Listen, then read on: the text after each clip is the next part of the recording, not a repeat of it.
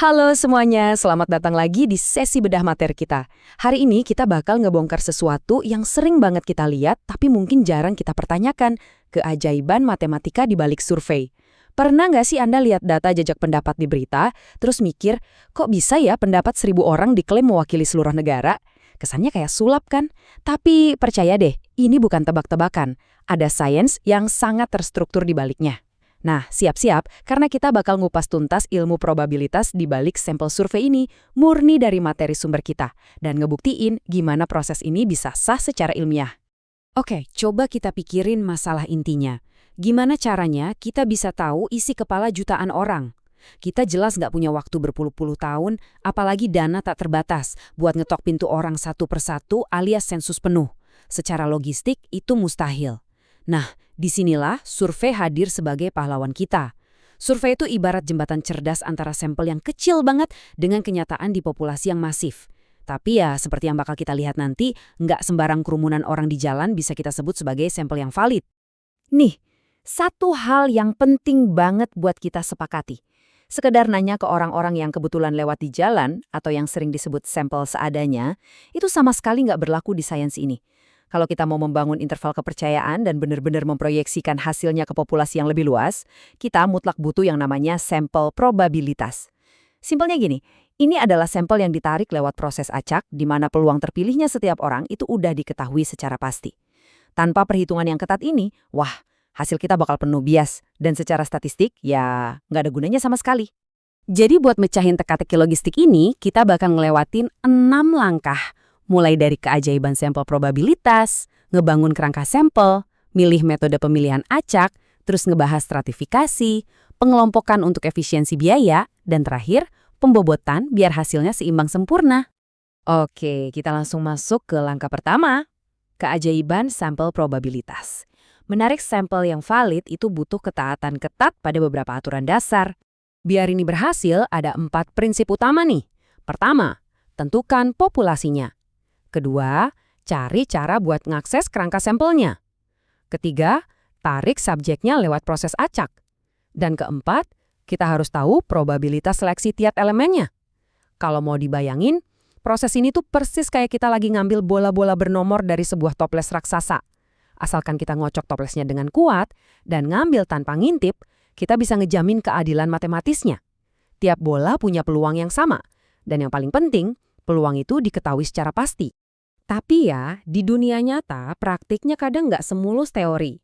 Ada jurang pemisah yang lumayan bikin pusing antara populasi target, yaitu kelompok ideal yang pengen banget kita teliti, sama populasi survei, yaitu kelompok terbatas yang secara realistis emang bisa kita akses.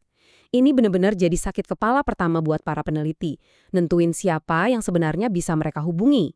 Contohnya gini, bayangin Anda mau nyurvei semua orang dewasa di suatu negara, tapi Anda cuma punya buku telepon rumah cetakan lama. Alhasil, populasi survei Anda langsung menyusut drastis, cuma mewakili orang-orang yang kebetulan masih pakai telepon rumah jadul. Lanjut ke bagian 2, membangun kerangka sampel. Setelah kita tahu siapa yang mau kita tuju, pertanyaannya, gimana persisnya kita nemuin mereka di lautan manusia ini? Yang bikin menarik, sekaligus bikin pusing dari daftar nama di dunia nyata adalah mereka itu berantakan banget. Ada orang yang nggak kedata, yang berujung pada kesalahan non-cakupan. Atau kebalikannya, ada orang yang rajin banget daftar sampai namanya muncul 2 kali, yang jadinya secara nggak adil ngandain peluang mereka buat kepilih. Belum lagi data yang udah kadaluarsa, atau orang yang ternyata udah pindah rumah. Makanya, peneliti itu kadang harus bertingkah kayak detektif. Mereka harus teliti banget nggak pusing data ganda, atau bahkan sengaja ngegedein ukuran sampel dari awal, cuma buat ngakalin kontak-kontak yang ternyata udah nggak valid. Masuk ke bagian 3, metode pemilihan acak. Daftar udah bersih nih. Sekarang gimana cara fisik kita milih nama-nama beruntung itu dari ribuan entry? Metode yang paling dasar itu namanya pengambilan sampel acak sederhana. Di sini, sistem bakal ngehasilin angka acak secara independen buat nunjuk nama dari daftar. Semuanya punya peluang yang persis sama. Dan biasanya ini dilakuin tanpa pengembalian. Maksudnya, begitu satu nomor udah kepilih, namanya langsung dicoret dari daftar undian. Kenapa? Ya karena kita jelas nggak mau buang-buang waktu dan biaya mahal buat ngewawancarai orang yang sama 2 kali kan? Nah, kalau daftarnya super panjang, ada alternatif yang lebih elegan. Namanya pengambilan sampel sistematis.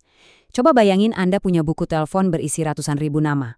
Daripada repot-repot bikin ratusan ribu angka acak yang melelahkan, kita tinggal bagi aja total nama dengan jumlah sampel yang kita butuhin. Ini bakal ngasilin interval pilihan yang tetap. Misalnya intervalnya 5. Kita cukup ngacak titik awalnya 1 kali aja, terus setelah itu tinggal lompat setiap 5 nama ke bawah. Hasilnya, rapi, cepat, dan pastinya tetap efisien secara matematis. Sekarang kita ke bagian 4, stratifikasi dan subkelompok. Mari kita bahas satu skenario horor buat peneliti. Gimana kalau sampel acak kita kebetulan ngelewatin kelompok minoritas kecil yang justru penting banget buat diteliti? Biar itu nggak terjadi, peneliti bakal memecah dasar awalnya ke dalam beberapa kelompok spesifik atau strata sebelum mereka mulai ngacak. Kalau pakai stratifikasi proporsional, kita nyurvei kelompok itu sesuai porsi asli mereka di dunia nyata. Tapi kadang-kadang kita butuh yang namanya stratifikasi disproporsional. Artinya apa? Kita sengaja ngambil sampel lebih banyak dari kelompok minoritas, cuma buat mastiin kita punya data yang cukup buat dianalisis dengan presisi.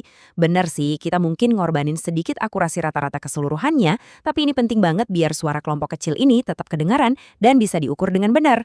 Lanjut ke bagian 5, pengelompokan untuk efisiensi biaya.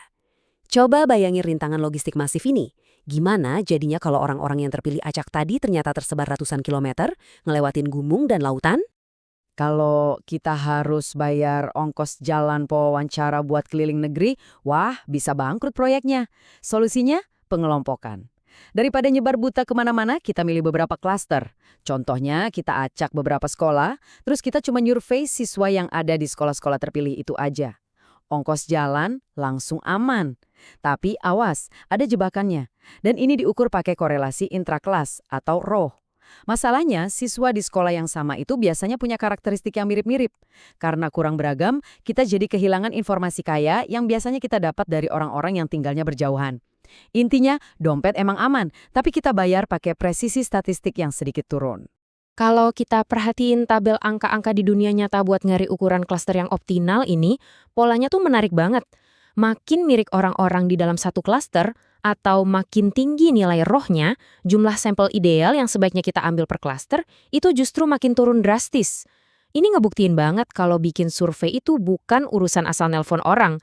Ini adalah sebuah teka-teki matematika strategis tingkat tinggi di mana peneliti harus pinter-pinternya imbangin anggaran yang mepet melawan akurasi data yang nggak boleh ditawar.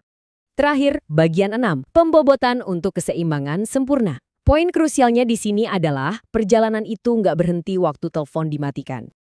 Setelah pusing ngurusin kelompok yang nggak seimbang dan orang-orang yang nolak diwawancara, tumpukan data akhir kita itu hampir nggak pernah merefleksikan populasi asli dengan sempurna. Disinilah kita ngelakuin koreksi terakhir, pembobotan. Ingat, ini bukan sekedar memanipulasi angka, tapi justru mengembalikan keadilan. Misalnya, sekelompok pria muda susah banget dihubungin.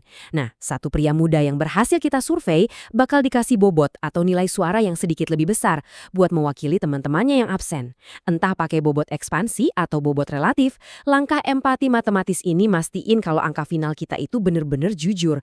Sebagai penutup sesi bedah materi kita hari ini, saya mau ngajak Anda merenungkan kutipan yang sangat kuat ini. Menggeneralisasi hasil dari ribuan kejutaan orang itu nggak terjadi secara ajaib dari sembarang sampel.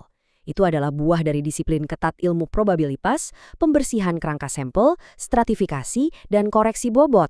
Nah, setelah paham betapa rumit dan metodisnya langkah-langkah di balik layar ini, kira-kira gimana pemahaman baru ini bakal ngubah cara Anda ngebaca tajuk utama polling nasional besok-besok? Sekarang Anda udah pegang kunci sains di baliknya. Terima kasih banyak udah belajar bareng saya hari ini, dan sampai jumpa.